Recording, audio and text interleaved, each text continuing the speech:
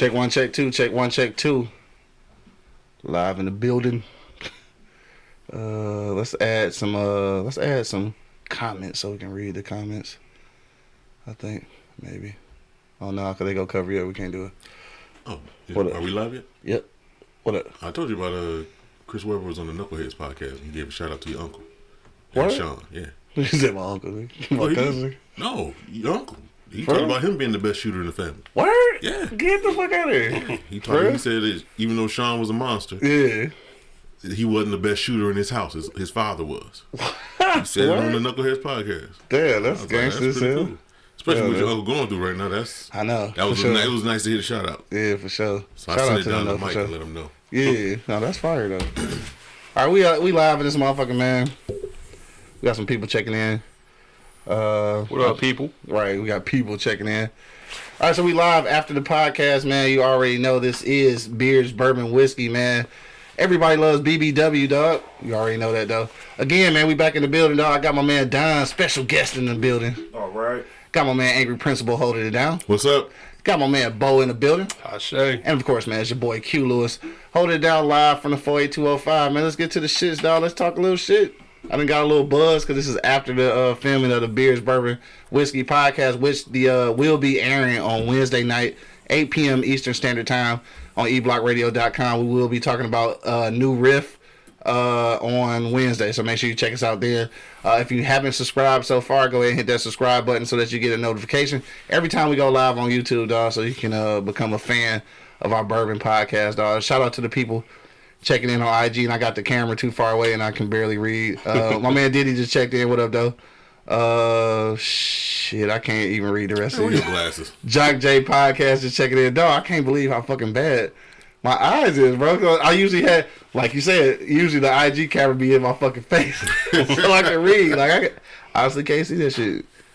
My skinny is my sin. Is that what they say? My skin is my sin. I'm tripping.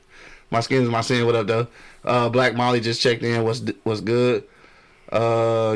All right. So that's about as far as I'm going to read. Get on up in here. Yeah, get on up in here and shit. My man Shad just checked in. What up, though? All right. So let's get to the shit, bro. We talking about these motherfucking cigars? Yeah, it just went stale on me. Just at this point right here. Oh, for real? Is where it got that stale taste to it. Just a little bit. But before that, it was perfect. It was great smoke. Yeah, it's real mild. Okay, I had to light up real quick. This one, man. All right, we in this thing, dog. Let's talk a little shit, dog. So, after the podcast, we talking about some gangster shit. You know what I'm talking about. So we want to talk about let's talk about Dave Chappelle first. Let's talk about Dave. Let's talk about Dave. Dave got his money though. Dave got his bread. Got his bread. Shout out to my man Chappelle. Hey, that's what's up. And again, I said this off camera, or not off camera, but during the actual filming of the show, I do want to apologize to to Chappelle up front because I never stopped watching. So like I found everywhere that was streaming, and I continue to watch that shit, even though he asked us not to. I did because I'm a fan of shit. It's fucked up. I did that shit, and I'm sorry, but I'm glad it worked out though. So see, it wasn't just me. This is just like voting and shit, man. My vote didn't really count. As long as you weren't watching on HBO, then I guess you can watch. No, I wasn't watching. I was watching on YouTube. Right, well, so it's basically stealing anyway. So it's fine. Shy say blessing to you, Bo Blue Jacket, Q big ass hoodie. Fuck you, nigga. And Angry Principal, Angry Nice Voice. Those things is retarded. He ain't got shit to do, dog. That's all. So let's talk about that shit, dog. So he got his money, dog. Finally, I knew that shit was gonna happen, dog, because they was gonna miss out on too much future money. So that would have been goofy for them not to do it. But what about this, though? So I wanna ask this question to y'all, and now you can step in there too.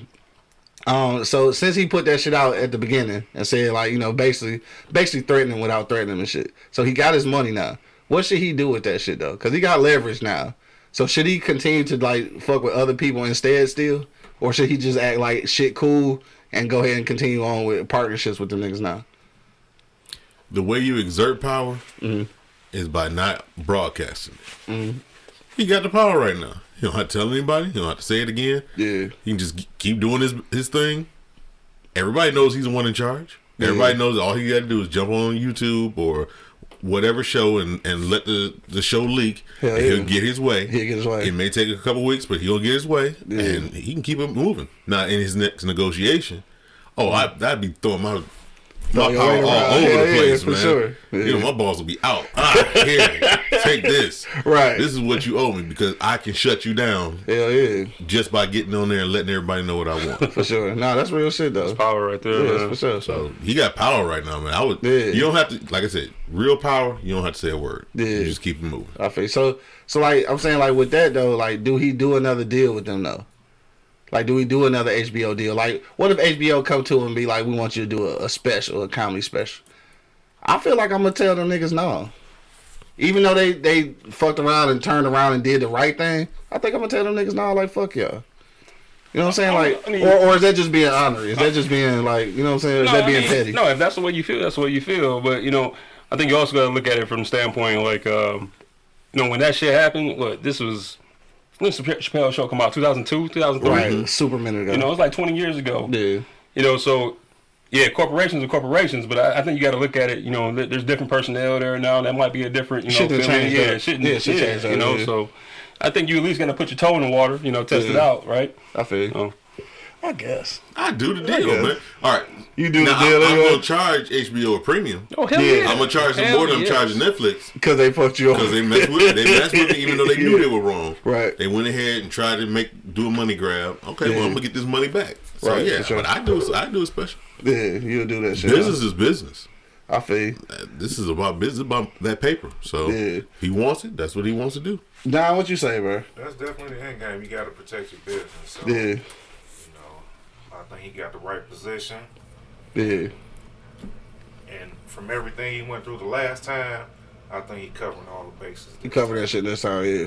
So he got his name back. That's the most important thing. Yeah. Like, they don't have no rights over that shit, which means he can take the Chappelle show somewhere else. That was the problem. And that's the whole thing about with a lot of these negotiations. Like, people get into shit and don't realize, like, even though you get to take your skill set somewhere else and shit, your whole brand you have to leave behind in some of these motherfucking contracts. And a lot of people don't understand that. And that's the whole thing, like, even with podcasts, dog, it's the same kind of shit. Like, if you sell out to like Spotify or some shit like that, and you decide like, you know, you don't want to do that shit no more, they can stop you from having the same show somewhere else, which is like kind of the shit that Joe Budden was going through, which is when he broke loose from that and didn't take their contract, niggas was like, dog, that's crazy, because they stood to make a lot of money and shit. But then also too, they want to have too much control, and that's the thing. Like with any creative, dog, I think that because of these social media platforms and all this shit that's allowing you to like be your own distributor, it's like a nigga can't really tell you shit for real. Like if you get you a good buzz, this is like independent.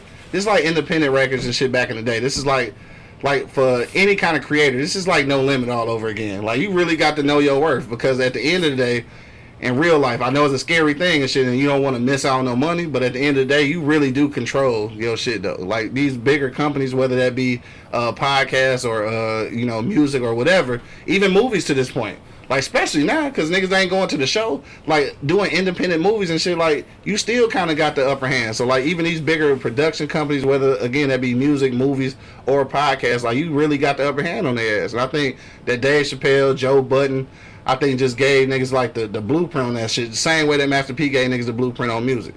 So I think I'm an asshole though. I'm gonna tell them niggas fuck them. I ain't signing shit.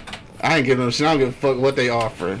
Like I'm gonna play the game with you because you did what you were supposed to do at the end of the day. But fuck you. As soon as I come up with some new shit, ain't everybody getting bids except you.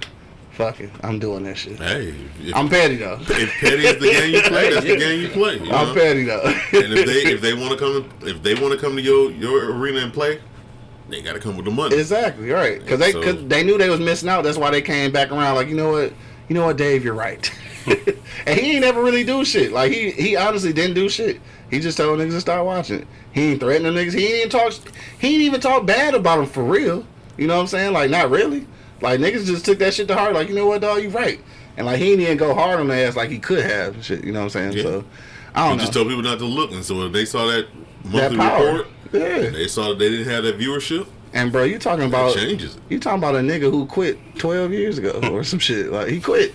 He fucking quit. 2004, 2005, And then, 15 years. Yeah, 15 years ago he Yeah. quit, and then he came back and still just as dominating, nigga. That's some shit.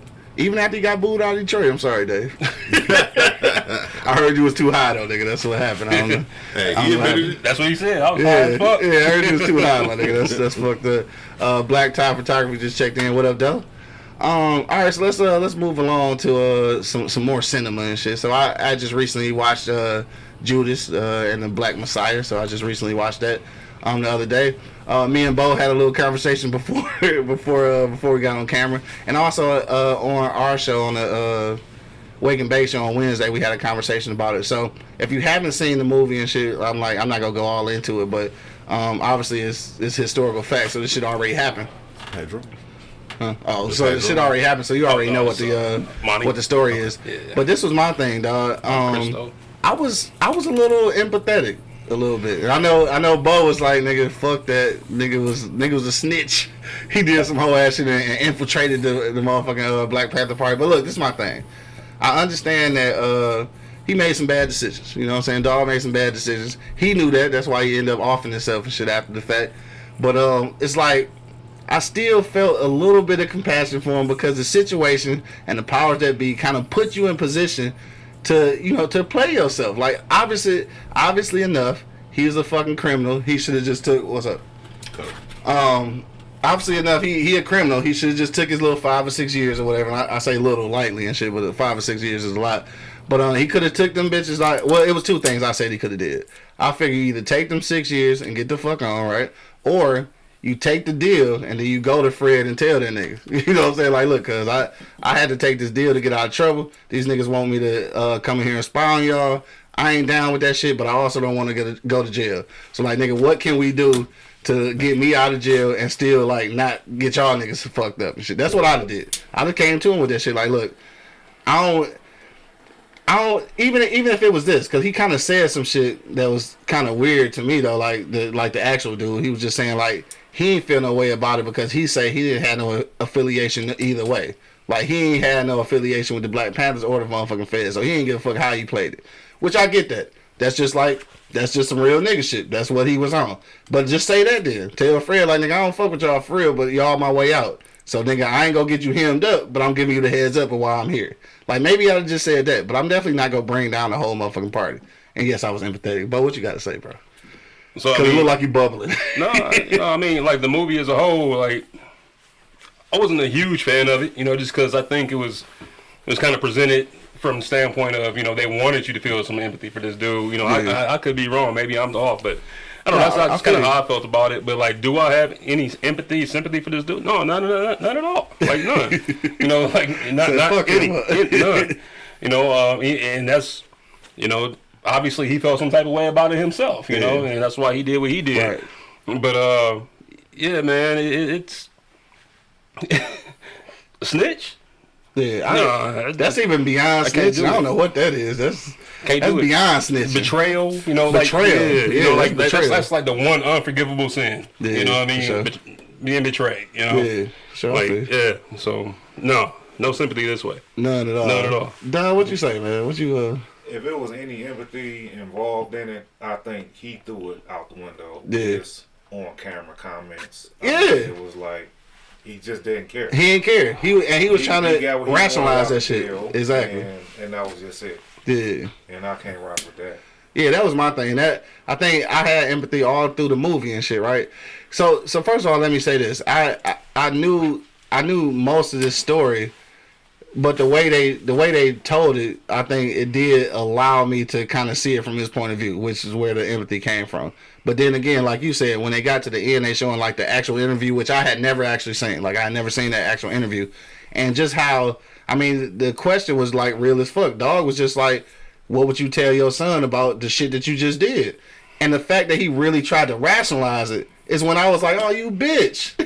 Oh, you bitch. At this point, dog, you might as well eat that shit and say, I fucked up. I should have did this. I did all these wrong things. Tell my son that this is not the way you handle shit. That's the answer I was expecting. But when that nigga was just like, well, shit, I ain't fuck with neither one of them niggas, so I did what I had to do type of shit. That's basically what he said. I was like, you bitch. You bitch. I had never seen that interview before.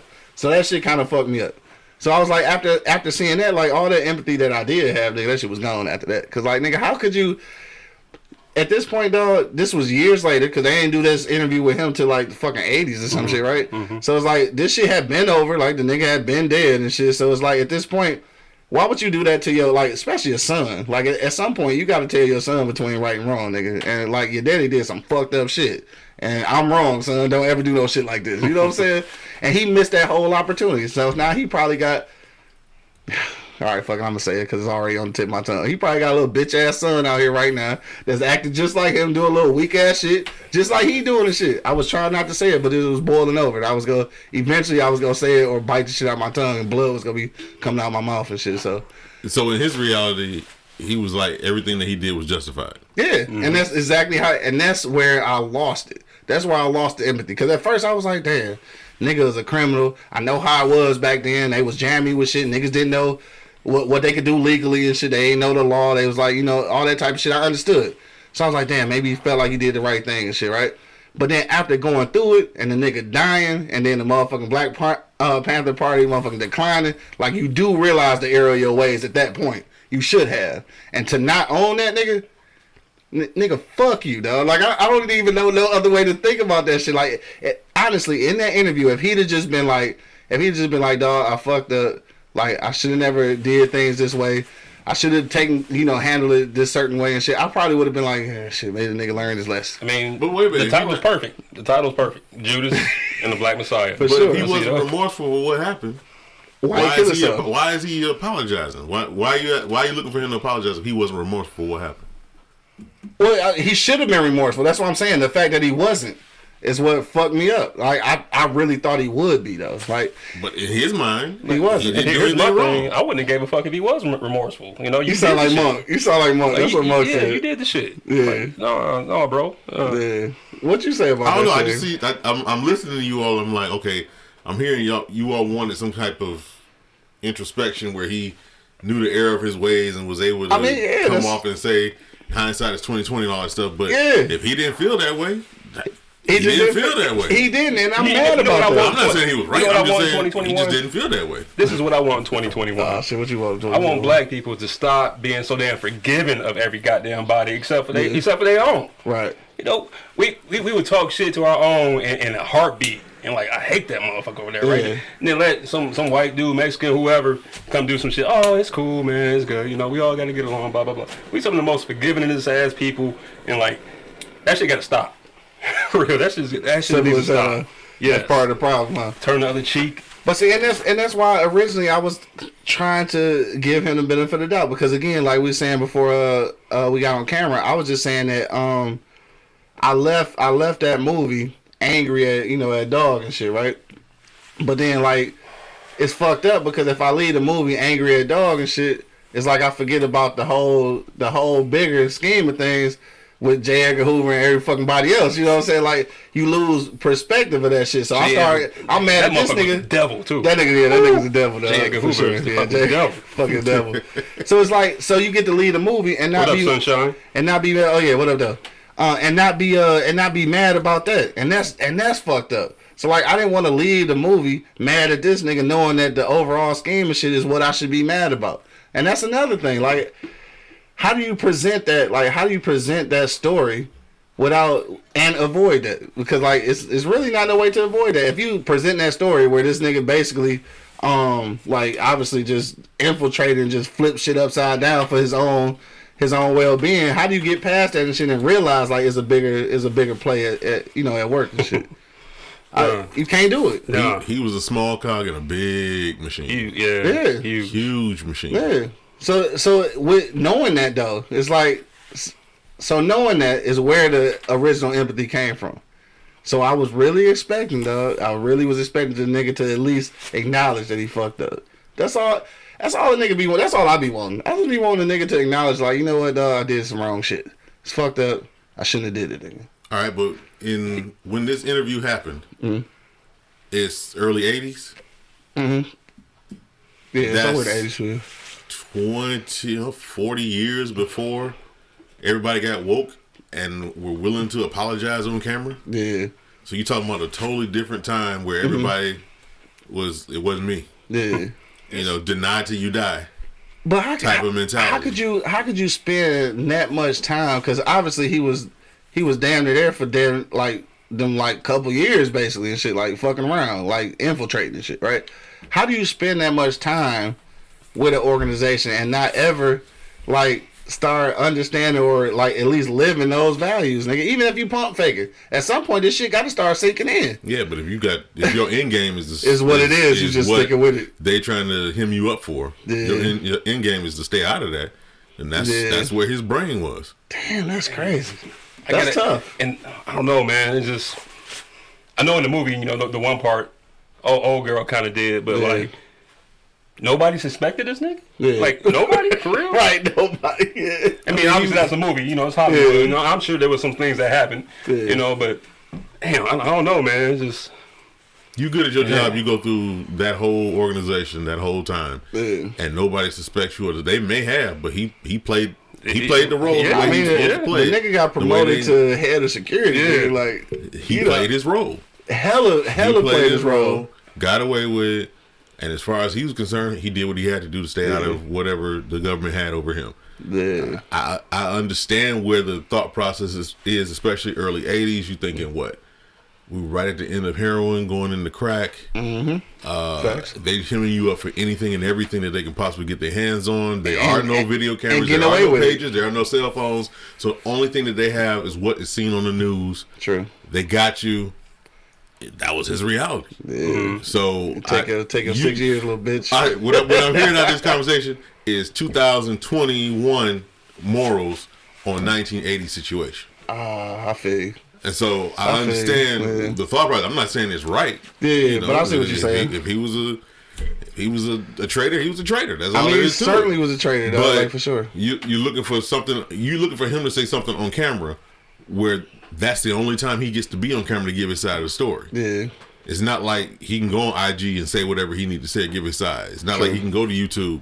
None of that was even exist. The internet, hell, the internet was literally a bunch of librarians talking back and forth with each other because computers were the size of your house. Right, hell yeah. They were not. Your personal computers didn't hit 86. Yeah, and that's when they were small enough to be on your desktop. Yeah. So and a PC, a personal computer. Right, and that was what. 30 computers for one full school of 1,000 kids. Yeah, you know, so you talking about two totally different times. So 2021 morals on 1980s reality, and the only time you get to give your side of the story is this one interview. Yeah.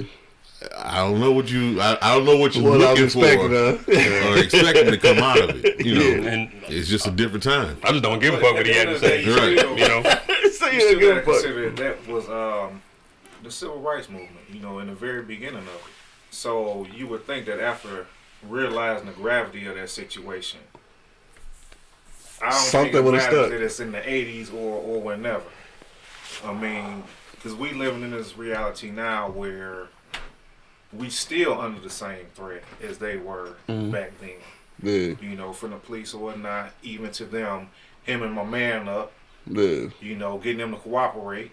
Right. You know, so we got the reality now of black men being hemmed up and charged and convicted of crimes they ain't even committed. True, still. Yeah, right. Yeah. No body cams back then, no cell phones. Imagine how much dirty shit went down. Right. Man, what?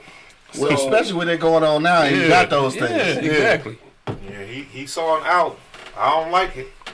I definitely don't like it. I definitely don't like it. Don't like it, but that was his reality. That was his out. Yeah. You know, he didn't have body cams. So look, that was a nice little drink. And I didn't realize you also see the size of this drink this dude just poured over here. Oh, I didn't realize it until after I poured that bitch like that. I'm definitely gonna make this last the rest of the show. God dang. Hey, cause look, I was talking and pouring at the same time and shit, nigga. So look, and this is what I wanted to say like too. It was Gatorade or something. All right, nigga won a championship. Poured it out for my dead homies and shit. Hey, but look, so this is what I was thinking too, though. This is still on the subject, but kind of off the subject. But just thinking about Fred Hampton himself, though, like that shit is fucking crazy, dog. That nigga was 19 years old. I don't think I ever had the capacity to do some shit like that as a teenager. Like nigga, 19. Like he had. Not only was the nigga like, because how we was talking about off air, not only was he a great orator, like the nigga could speak well and convincingly, but like his actions back that shit up. Like this nigga was doing shit. Like this nigga was a real advocate for the people. Like this nigga literally died for the people, nigga. Like I just can't imagine that strength. And I say this to make this point, dog. I obviously the whole situation was fucked up, but at the end of the day, being in the feds, being J. Edgar Hoover and shit, being the government or the people who oversee everyday life and shit, I understand why they were scared. I understand. Like this nigga was powerful and he was putting niggas together and when I say niggas, I'm talking about people. He wasn't just putting niggas together. Like he the one who originated the fucking Rainbow Coalition. He got white people on board too. Gang members, white people, every fucking body. So when you look at that shit though, that's a lot of motherfucking power. Remember, presidents didn't mess with him. Exactly, and that's why he told presidents what to do. So I understand why them niggas was scared. I definitely don't condone that shit, but I understand why them niggas was scared. Now just think about that shit this day and age, dog. If you had that kind of power and shit, like, I'm not even gonna lie to you, dog. If I had that kind of power, I don't know what I'd do with it. I'll be afraid because I know that somebody's gonna try. They trying to get rid of me. And what's the old saying? Absolute power corrupts absolutely. No, for sure. Yeah. Well, think about it. You got a very, very popular comedian. If you believe conspiracy theories, he was about to buy NBC. Oh, Bill Cosby. Now he's in jail because he was about to buy one of the three main networks. Yeah. And the minute he decided to make that power play. Yeah. He in jail now. Mm-hmm. That's a conspiracy theory. Yeah. I'm just putting out what I heard as a conspiracy theory. But remember, this man was powerful enough and popular enough to pull that off. And the thing about that too, though, and when people call that a conspiracy theory, let me just say this. Let me see how I want to say it because I want to put together where it makes sense. But I believe that it possibly could have had something to do with that, but by saying that, in no means am I saying that the shit that he actually did, he should get away with. All right, so let me put that together. So the thing is that what make it all the way fucked up is that the same people that put him under and shit are the same people who could have been did that shit, but it wasn't until something was important enough then they did it. So what's worse? What's worse, him doing it or motherfuckers knowing and not doing shit about it until it made sense to them? So what's 50 worse? Years of him getting away with it, all of a sudden, everybody had evidence? That's what I'm saying. 50 years? They always had evidence. So why was it so important now to come up with it? Again, not to take away from anything, because the nigga did that shit, he wrong as fuck. He should have... Guilty. He guilty, right. He could have been guilty 50 years ago. Exactly. That's all I'm saying. Yeah, that's all I'm saying. This shit, dog. Eclectic Mama, what up, though? We talking about Fred Hampton. We talking about Judas and the Black Messiah. We talking about the movie. Talking about motherfucking Black Power. We talking about all kind of gangster shit. I don't know. You just gotta keep up with us because right at this point I'm drunk and I done poured more liquor, more than I should have. If you can see this glass, I poured way too much with the handy dandy Q on it. Shout out to P4 Customs who hooked up my glass and shit. But also this is another thing that I wanted to ask. And this is something I was thinking about after watching the movie, though, right? And I knew this, I knew this part of the story, right? So obviously it was either him, the snitch nigga, or somebody else. He said he didn't do it, but who put something in dog drink so that he'll be asleep when they bust in and kill niggas and shit, right? So I'm thinking, was it just some shit that put him to sleep, or had they already murdered this nigga? Like, when they put the shit in his drink, did they already kill him? Like, we don't even know for real. Like. His baby mama and shit obviously was there when he got shot and shit, but she just knows she couldn't wake him up. Was he already dead? Like, was this some shit that stopped him from waking up, or was it some shit that killed him? Cause for me, that's a whole nother dynamic. That means these niggas came in there to kill him. Obviously, that was about to happen. But damn, did you already kill this nigga though? Like, not knowingly, you thinking that you about to put him to sleep, but you done killed his ass already. Like, so that pretty much make you the murderer. Like, that's and dude that killed himself now, so I guess it don't really... That might be the no remorse part of it. Yeah. If he got to come clean, he got to come clean with it all. With it all. And that might be it. Because, he could have legitimately killed that nigga himself. You know what I'm saying? We don't know. Somebody know, but shit, don't know. We don't know. It's not the report we can see. Yeah, it's not the report we can see, for sure. He could have, but... I mean, it don't make a difference. He could have killed the dude, but he still really didn't kill the dude. I know what you're United States government killed the dude. For sure. You know what I mean? Once they put that shit in motion, his fate was sealed. You know what I mean? You knew what was gonna happen. And when you do any research on Fred Hampton, everything that you do research on, his death is classified as an assassination. Why is that cool though? Like, it is classified as an assassination, like, from the government. So how we just keep living like you know that the government assassinated this nigga? They do that shit every day. They do that shit now. Like, right. So how do you keep living with the fucking Bush, Obama, and Trump that killed so many motherfuckers? They assassinated thousands of motherfuckers. Exactly. Right. So like, the U.S. government do that shit all the time. You know, that's business as usual for them. Man, it's fucked up, nigga. And then it's like when you look at shit like that again. I don't want to be the pessimistic and shit like Monk be and shit, because he don't have no outlook for the black people. He said we doomed because we just don't do shit collectively, so we ain't gonna never succeed. To a degree, I understand that, dog. But like, when you look at shit like this and you look at the possibility of actually overcoming, I'll use that in the air quotes and shit, you really look at that possibility. When it even become remotely accessible, somebody tear that shit down. So like, when you look at it like that, then like, how do you be optimistic as a black person, dog? This is a very broad question, but I'm kind of like, what's y'all feedback on that? How do you become optimistic as a black person? Because like, once you get to a certain level, it's like, it's set up to break you down. So like, how do you do that? I mean, honestly, I don't think you can be optimistic in the terms that you're trying to put it, right? Like, we all gonna come together and sing Kumbaya and hold hands and overcome and shit, right? Okay. No, I don't think that's gonna happen. I think the optimism is more about, like, I feel like hey, this is the issue, right? These are some possible solutions. Yeah.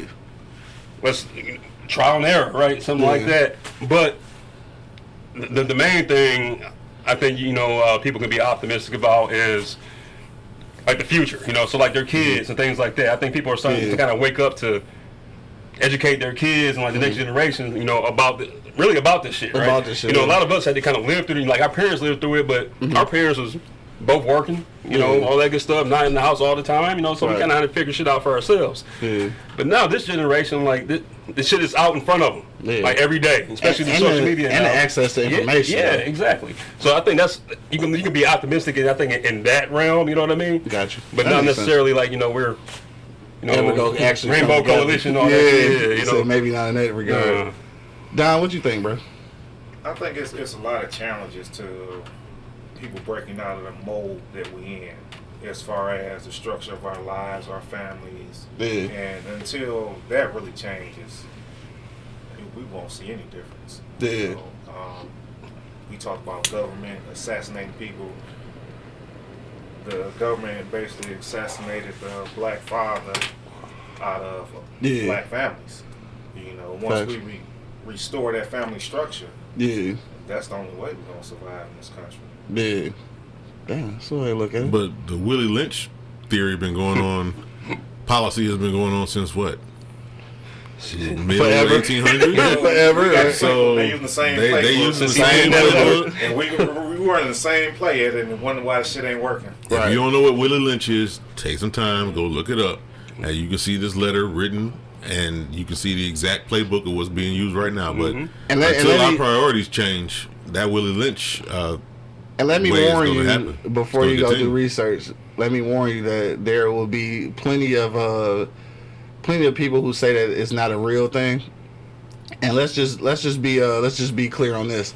Even if the actual letter doesn't exist, the strategy is there. So whether this is a real letter and somebody actually wrote it, the strategy is fucking there. So whenever, I only say that because I've said that shit to people, and then they rebut me with that's not even real. But like, nigga, the theory is real. Like, it's practice is real. You know what I'm saying? Every day. Right. So whether that letter is real or not, the fucking practice is real. So like, you can't get past that part, bro. And it's just like, again, when you think about shit like that, I almost understand where Money be coming from when he's just so pessimistic about shit, because like, it almost does feel like that playbook and like the infrastructure of everything is set up for your failure. So it's like, how do you remain optimistic? How do you make another Fred Hampton? Like, how do you do it? Because it depends on the priorities of people. I mean, you gotta have priorities. You gotta find something important and work to get it. And it depending until we get a majority of people having common goals and trying to go to a better place instead of being hood rich, we're gonna stay the way it is. Damn, that's pretty bleak. That's bleak, but that's reality. And it is. I think just to add to that, I think you got to stay. When I say you, I'm talking about black folks in general. I think we got to stay away from this whole new age conservative, or not, because our liberal white movement or whatever, right? Yeah. You know, because honestly, I think that's a whole lot of just like window dressing. You know, they want to say, you know, we do this, we do that, blah blah blah. You know, just because they're Democrats and liberal, it don't necessarily mean they got our best interest, you know, facts, in mind, right? You know, and I think we automatically default to that because the other side, you know, that's not even an option for, you know, 90% of black folks, exactly. Right? You know what I mean? So, you know, we default to that. And then, you know, the government and all these politicians spend so much money, you know, on making you think this is the only system, like this is the best system, this is the only system you can thrive in, right? Yeah. This two-party system, right? So when it comes to election time, what do people say about other parties? Oh, they don't have a chance to win, right? You know, like what did we do the previous 3.5 years? Right. Let's build them up then, you know, let's get them out there, let's talk, you know, and it comes down to the race. Oh, they can't win. Yeah, you know? No, that's true though. You know, so that's. I don't know, man. Well, like, you know, when you talk about building another Fred Hampton and whatnot, it's not going to be born in this system. Yeah. You know, just like Fred Hampton wasn't born in this system. You know, he bucked the system. He totally went a totally different direction. For sure. That's some shit that's going to have to happen. We're not going to be successful in their fucking game. Yeah. We're not. It's just not going to happen. Yeah. So how do we change that shit though? Like how do we make a Green Party representative attractive? I mean, you got to stop being so. First of all, you got to stop being so goddamn gullible, right? Yeah. Stop believing every fucking thing. You know, we'll question each other, but we'll go to Google and believe anything that's on that bitch, right? Facts. You know, I hate that shit, right? Facts. So, and the other thing too, man. At least I think the other thing. How do we, you know, Green Party or whatever party it is, right? We got to start promoting like, all right, this is your situation now, right? This is what this party could possibly do for you. This is this party's fundamental beliefs or whatever it is, right? Right. And then really researching that, and rather than listen to these Democrats, you know, shoot this shit down. Just like you heard Biden said, "Oh, I'm not going to defund the police. I'm going to give the police more money." You know, like whether you agree with defending the police or not, like that just lets you know he don't give a fuck about what's going on with you. He wanted y'all to get him in office. You know, he gonna throw you a couple crumbs, give you a 2,000 stimulus check. Y'all gonna go spend that shit in 2 weeks, and then you can be, you know, 3 months later you're gonna be in the same spot. Yeah. What do we do next election? Right. And you're gonna do the same shit over again. Yeah. It's a cycle. It's a vicious cycle. But so when we talk about, go ahead, though. I really don't particularly care for is that at the end of the day, it really doesn't matter what's in the White House or what's in Congress or whatever. Black America got its own economy. And we move independent of this country already. Yeah. So when the country is in recession, it affects us, you know, probably at a higher rate, but we equipped to deal with this bullshit. Yeah. So it don't affect us as much as it affects other people here. Yeah. But we still have, like I said, our own economy. Mm-hmm. And they burned down Black Wall Street. Yeah. But they didn't erase the records of it. I mean, we still got a structure of how to put our money together and spend it where we need to spend it. Right. And you talk about information also, we got to control what's out there. Yeah. Because the narrative that we all out here killing each other, we all in jail, when the facts is more black men in college than it is in jail. Yeah. But it's the narrative, though. It's the narrative. Yeah. It's the narrative. We got to control what they say about us. Yeah. We can't give them a lot of bullshit as ammo to use against us. Yeah. And I think that's where we be at with a lot of shit. We do offer a lot of ammunition for the bullshit. We do though. Cause I just say I seen a lot of ammunition on the east side. Just saying. You know, but you know, part by east side. So I fuck with y'all. So does every other race, though. You know what I mean? Yeah. You know, our but shit you just know gets what we say though? though, I don't get to talk about other races because I don't know them motherfuckers. I'm just talking about us. That's what I'm saying though. That's exactly it though. You know, because we say we talk about us, and then when we keep talking about it, you eventually believe the shit. You know what I mean? That's true. So I'm saying we're not doing anything else or any more or less than what any other race is doing. Yeah. We just get punished more for it, and we see the consequences more for everything that goes on that everybody else does. Yeah. Black on black crime is not black on black crime. It's proximity. Proximity. Yeah, that's what it is. It's where you live. Yeah, I'm gonna kill and rob niggas where I stay at. Of course. That's just how that shit works. So, yeah, I mean, that's when you gotta start critically thinking about shit. I didn't mean to laugh at that. And start asking questions and things like that. Like, how did this happen? You go back into unfair lending practices and redlining and shit like that, right? Mm-hmm. Where the fundamental problem, I think sometimes. It seems so large, so big, just so I don't have an answer to fix it. Right. We focus on other shit, little shit. Not to say that it don't matter. A lot of it does matter. Mm-hmm. But I think black people feel so defeated about things. Yeah. And I don't mean that as a bad thing. I mean, just you look at the system and just we've been doing this for centuries now. Right. Yeah. I'm tired, man. I'm exhausted. Fuck. Yeah. Yeah. So this is my thing too, just to kind of talk about that shit. I just feel just like everything that started in America and shit was either I ain't even gonna say either. I think it was just one thing. It was stolen. Everything that's here has been stolen from somewhere and shit, dog. And at the end of the day, dog, I feel like this is probably some real niggerish shit to say. But it was a whole lot of scamming going on and shit. You know what I'm saying? With the unemployment shit and everything. A lot of niggas in these inner city neighborhoods and shit. I am hopeful though that some of these motherfucking scammers actually turn this shit into some kind of legitimate businesses, dog. I am really hopeful of that. If there's any scammers listening right now, I'm just saying, if there's any scammers listening right now, dog, I'm not gonna point you out and shit. You know what I'm saying? Because I do see who watches, but I'm just as if any scammers listening, dog, I am hopeful though that you take that money and use it for something to create something that's real. At the end of the day, if you fucked around and scam, let's just use an example. If you fucked around and scam unemployment for $100,000, dog, there's no reason you shouldn't have a business at this point. If you just got a whole motherfucking closet full of J's and motherfucking Cardis and shit, then we got a whole problem and shit. And I'm not condoning that shit, but at the end of the day, I do also know that everything that started this bitch was off of blood money and stealing shit.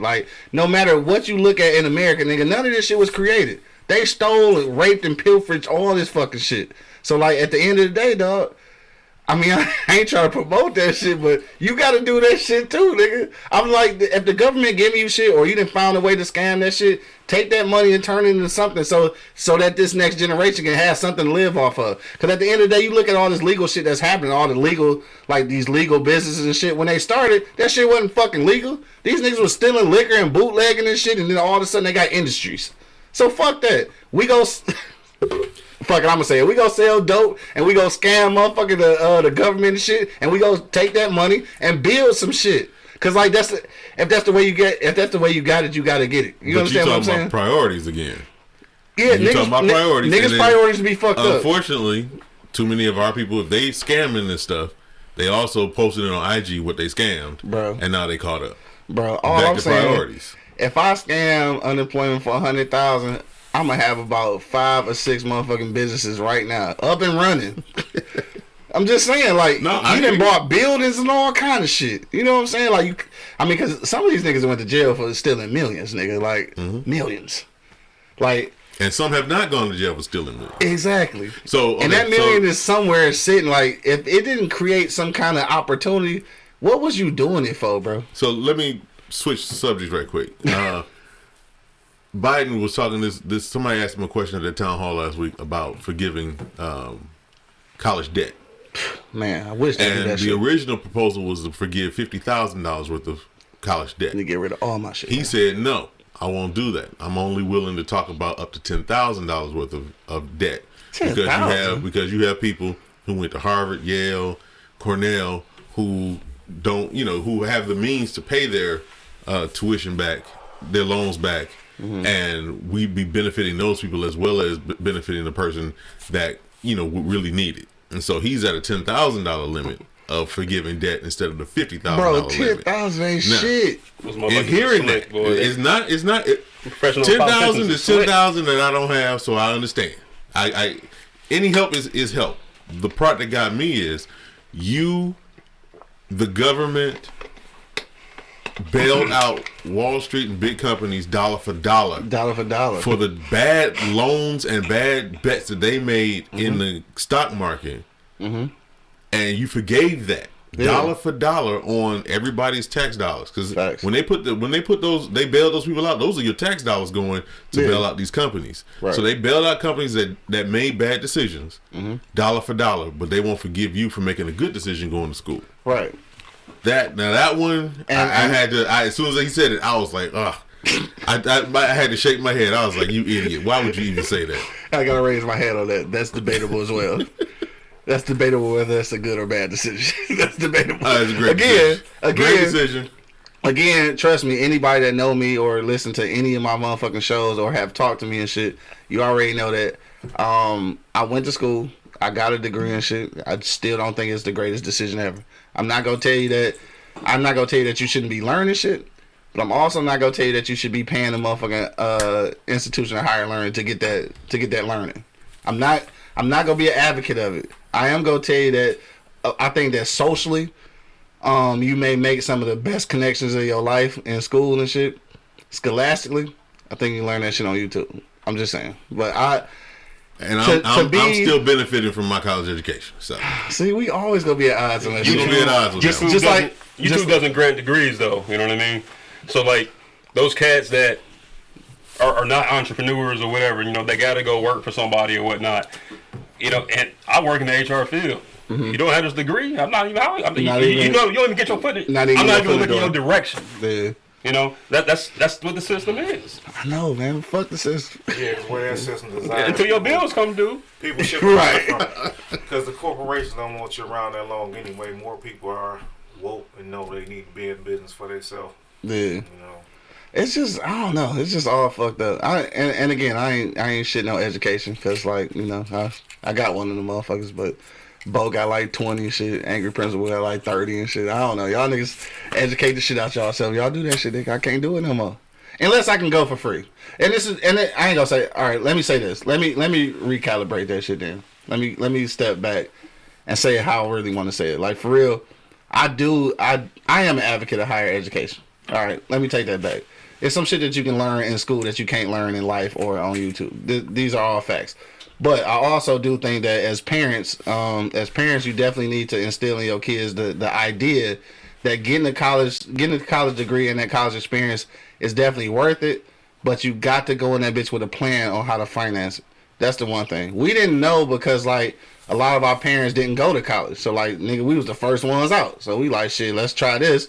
Let's get in fucking $70,000 in debt for this piece of paper that's gonna have me working on the side of a nigga who ain't got no degree and shit. But I'm not about to get mad or get into that, because I felt that was real personal. That was personal for me.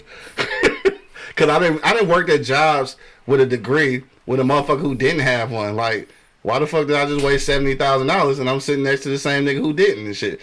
But that's neither here nor there. But have a plan on how to finance that shit. And I think for us, it is on us now to instill that theory, or at least to have something in place for our kids and shit coming through, so they don't have to go through the same shit that we went through with these loans and shit. So your priority is financial literacy.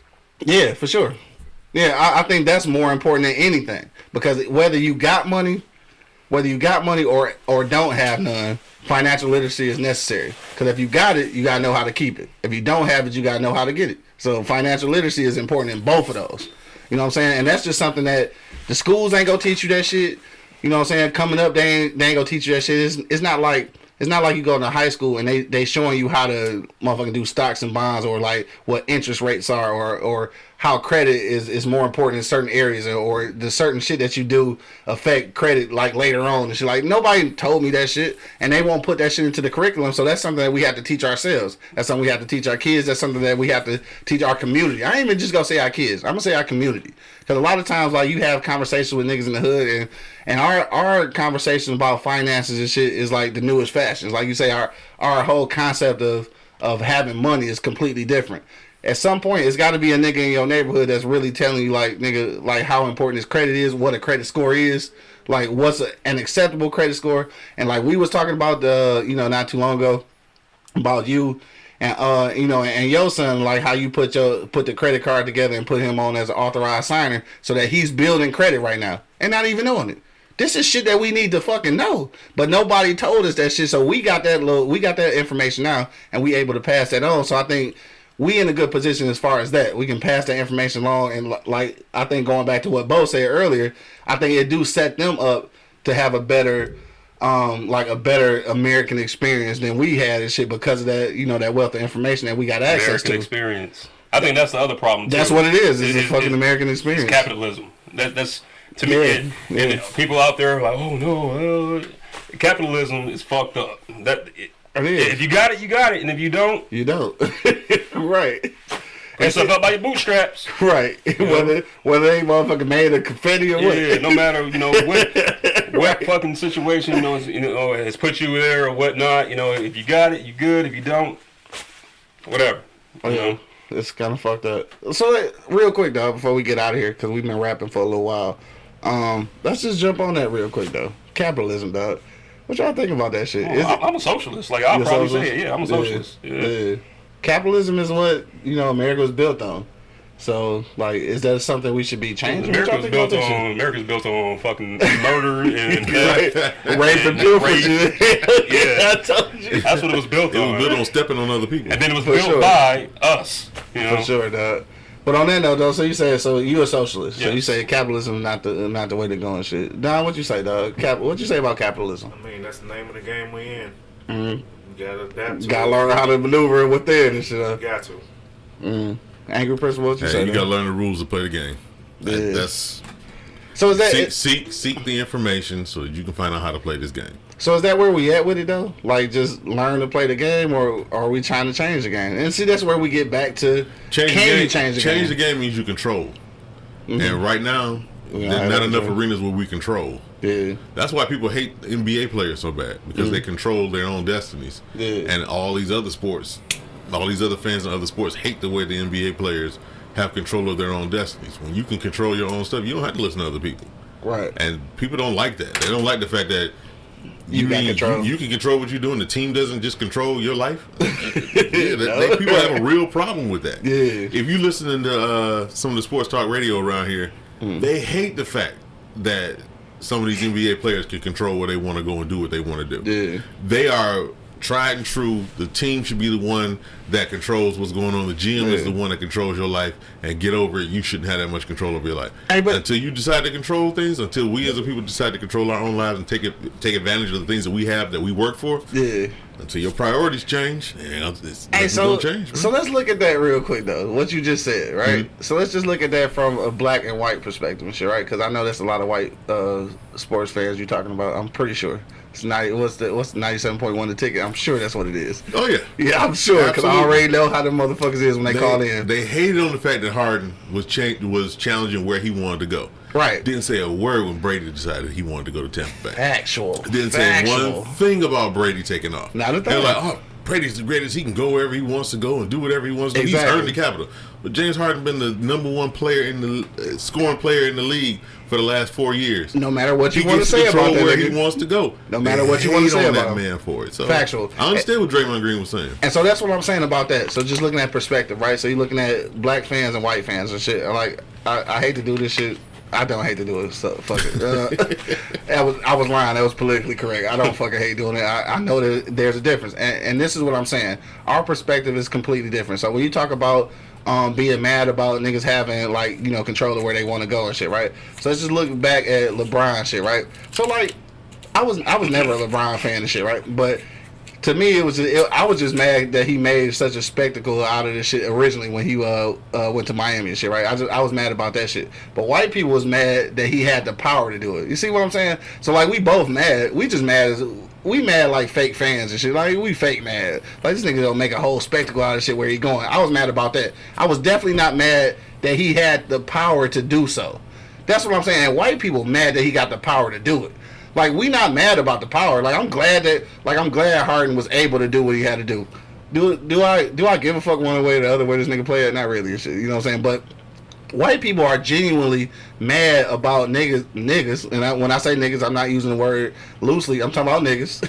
Like they really mad that we got the power to do so and shit. So with that being said, dog, when you got that kind of power, it really upset white people, dog. You know the argument I hate about when it comes to sports and whatnot? Well, at my job, it's not your job. It's a totally different situation. It's not your job. You know, totally different situation. Right. All right, and it ain't thousands or if not millions of people tuning in to watch you and things like that. Yeah, no, motherfucker, you go back to your cubicle and you do whatever the fuck you do. All right, that shit totally different. You know. Right. So the decision when you were talking about with LeBron. Yes, with LeBron. The reason I loved it is because the reason he did that whole interview was to earn money for the Boys and Girls Club. He got them $3 or $4 million off of that one little interview. Oh, word. So that was the reason he did that. Oh, it was okay. to earn money for the Boys and Girls Club. So that got lost in the total shuffle Always. of everything that went on. I'm taking my talents to South Beach. Okay, no, I just made $3 million for a charity. For a charity. That was the whole reason he did that. So he got dumped onto something that he did nothing but good out of it. But even then, I was just talking shit. Right. I'm a LeBron hater if he at Cleveland. But anywhere else, hey, I'm a fan. But if he played for Cleveland, Cleveland can kick bricks as far as I'm concerned, man. They just I hate Cleveland. They used to kick our ass. Right, I hate Cleveland. Anyway, but but he earned a lot of money for the Boys and Girls Club on that one interview. Yeah. And I do have to give it to him because he didn't say anything about it. The only reason we found out is there was one investigative journalist that went out and said, okay, why did this happen? And what was the benefit? And he said, I earned this much money for them. And it came from the Boys and Girls Club that told that story. He never said anything about it. So people give him flack about that thing. I'm just so a LeBron. My man made a lot of money for that. I'm a LeBron hater and shit, though. $3 million donation in 20 minutes? That's a hell of a work day. I'm a LeBron hater and shit just because I am and shit. But LeBron off the field, though, come on, I mean off the field, off the court and shit, dog. Like that's a stand up nigga. Like you cannot be mad at none of the moves he making. I'm just a hater because like he used to kick on the Pistons ass and shit. Like I'm just a hater, nigga. Like, and that's cool. But like all the other shit though, like for sure he taking advantage of like exactly what he's supposed to. Like that's the whole reason to ascend to those types of, those areas of power is so that you can make changes like that. I'm with that shit. I just hate the nigga as a hooper because I'm just a hater. He took the rules and took them to his advantage. Exactly, and that's what you're supposed to do. That's the only way that we can actually make some shit change. And like you had said, or like both of y'all were saying, just about the power of the league right now. Like the NBA really, like the NBA players actually got a hold on some shit. Like they really are manipulating what they contracts and all that shit. As well they should. As well they should. I don't think that should be a problem. Like I be fake mad when niggas be demanding trades and shit. Like let's just be fake mad. But like to really understand like that they are actually taking advantage of that power, nigga, that shit is beautiful. But remember, you get to change the job whenever you want to, right? Yeah. If you don't like working at a place, you get to leave, right? They should too, yeah. That's a job. They get to bounce when they want to bounce. A contract is a contract. That motherfucker contract over and get the fuck on. Yeah, and if you got a clause in your contract where you get to demand a trade and they have to come out and honor that contract, okay. Right. What's the problem? Mm-hmm. So I don't want to play in your city. I don't owe you anything. Thanks. Right. I'm not. You didn't. I played my contract out. I did what I was supposed to do. Yeah. I'm playing within the rules. Mm-hmm. If I get to demand a trade, deuces. Right. And that's it. But people act like, oh, you stuck here. You can't leave. Yeah, but I get to control where I want to live and what I want to do. They don't look at the opposite side of that shit either, though. They don't look at the opposite side. And what I mean by that is like you got the niggas who, like, obviously they got these stellar careers, so they get to just pick and choose and like what they want to do and shit. But they don't look at the other side of that shit to niggas who got their family established and shit, everything is sweet, and then they just fucking get traded. Like, you know what I'm saying? Now you even got uprooted and shit. Like, nobody saying nothing about them niggas who have to pack up and go whenever the team decide they don't want to fuck with you no more. You know what I'm talking about? Like, so if you got the authority to uproot me and just fuck up my life and shit, then I should have the same authority to bust up and leave if I fucking want to. Like, that should just be good. I love what's happening with college sports right now. You know, these college athletes are starting to get some more power, and they're starting to realize it, and they're starting to wield that power and whatnot. Yeah. You know, so I mean, those are things that we were talking about optimism earlier. Stuff like that. You can be optimistic about stuff like that too, right? I got you. Yeah. You know, but I'm totally with Angry Principal, man. You know, I'm so much with these players, man. You know, just I signed a contract. You know. But like you said, at any point in time, I could be cut, released, traded, whatever. Exactly. So if I don't like the way things going, like, I'm gonna voice my opinion. Yeah. And that's the same way. Yeah. I ain't gonna lie. That's the same way with a regular job and shit. Again, like, all right. So look, if you've ever heard me speak, you seen me on shows and shit, or you just talk to me in person, like everybody know that I'm like I fucking hate corporate America. Like I fucking hate it.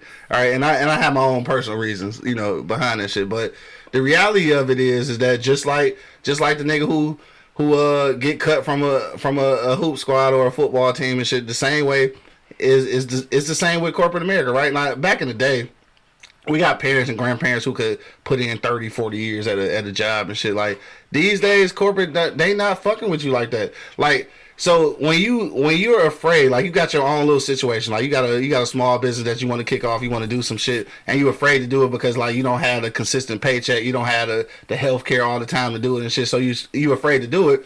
But the reality of it is that you at this job that you think got some kind of security, and one day you might set your motherfucking alarm to get up and go to work, and there's a padlock on that bitch, and they ain't told you shit. And it's the same corporate America that you thought was fucking stable as hell, and like you always go have your benefits, go have some kind of pension and shit. Niggas out here working 30, 40 years and about to leave this job and ain't gonna have shit when they leave. Ain't no pension, ain't shit, because the job done folded, or like they didn't cut your benefits and shit like that. So like this is the same kind of thing at some degree, whether it be sports, corporate America, or whatever. You got to take the reins on what it is that you're doing. Like it's just what it is. It's all a risk. Like that's the thing. Like right now, it's even risky to be in corporate America. Like it's so many niggas that wake up to a pink slip.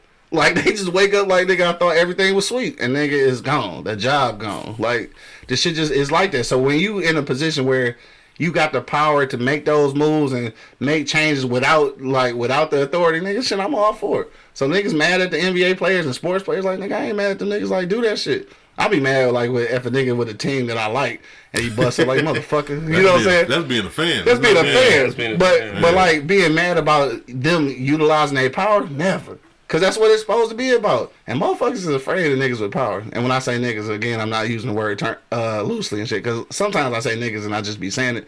When I say niggas right now, I'm talking about black people. So take advantage of that fucking power, because like in reality, dog, power is what moves shit. Power and motherfucking authority and shit. Like my man said, like back in the day, how the niggas used to just take shit. Cause he want to be a taker and shit. This nigga say he motherfucking Viking. He just want to go take shit. I mean, that's what they did. Like this is my shit. I want Run that land you on, man. Like me and my homies out here. Like whoever win, get that of shit. Right, simple as that. Right. War and violence ain't nothing but politics. That's all it is. That's all it is. That's the truth though. Politics is what is a term for that shit. It's like a little saying for that shit. What was it? War is Politics something. is war without guns or something. Yeah, some shit like that. Yeah, that shit. Yeah, it's that. That's what I was trying to think, but I had poured too much whiskey in my shit. So yeah, we get way too deep. It's time to get up off this motherfucker, dog, and continue drinking and shit. Any last minute sentiments y'all want to leave the people with, dog? Bo, we'll start with you, dog. What you want to leave the people with? Just think critically about things. Just don't take shit at face value. People talk about, we were talking about conspiracy theories earlier and stuff like that, and people, the CIA operates in conspiracy theories. That's what they do. You know what I mean? So like, it's a lot of truth to that shit. So think critically about things and make your own decisions. Yeah, for sure. Don, what you say, dog? Last sentiments on the way up. I'd just like to add that you touched earlier on being optimistic, and I think it starts individually. Yeah. You gotta start to have higher aspirations for yourself, and if we do that individually, collectively, we'll all be better off. I fuck with that. Anchor principle, what you say that? Focus on your priorities. Make sure that they coincide with being in control of your own stuff. Yeah. And sure. Send your kids to black colleges. And damn, that's good. Bourbon Guild. Right. On that note, dog, we go slide up out of here. My whole thing, dog, is like, whatever you doing, like let me take it back a step and shit. Like I shit on corporate America, I shit on higher education, right? But I've obviously experienced both. So I shit only because of my personal experiences and shit. That's neither here nor there.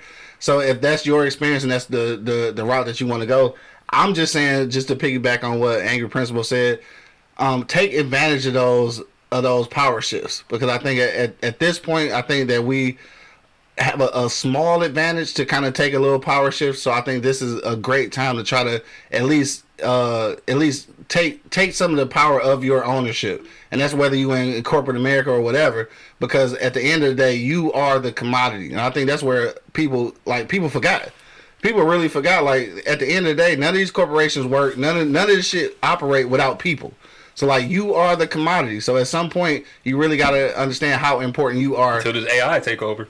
This AI take over. Yeah, the AI take over. We in trouble and shit. We out this bitch though. But till then though, you are the commodity and shit. So make sure that you are aware of that. And also too, just to piggyback or going all the way back to the movie itself. We was talking about the Fred Hampton movie.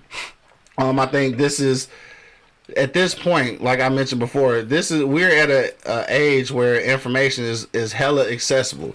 Like, do not be relying on the school system or the next motherfucker to teach your kids or your community some shit that you could be teaching each other. I think that's the simple thing. Information is available. Education is available in your own household. You do not have to wait for an institution to get that to your kids or to your community. So that's it, dog. We about to get back to drinking and shit, man. Make sure that you do check out the newest episode of Beers, Bourbon, Whiskey this Wednesday, 8 p.m. Eastern Standard Time on eblockradio.com. Hit the subscribe button, man. Do all that gangster shit. It's Saturday. Like I always say on the other show, man, whatever you go do this weekend, man, make sure that you do arrive alive, man. We about this thing, dog. You already know what it is. BBW. Everybody love them motherfuckers. BBWs. Beer, Bourbon, Whiskey, though. We up out of here, dog. Got my man Down in the building. All right. My man Angry Principal holding it down. Drink what you like, how you like. My man Bo in the building. I'll say. And of course, dog, it's your boy Q Lewis holding it down live from the 48205, man. Peace out, y'all. Y'all think it's crazy. I'm buzzing like it.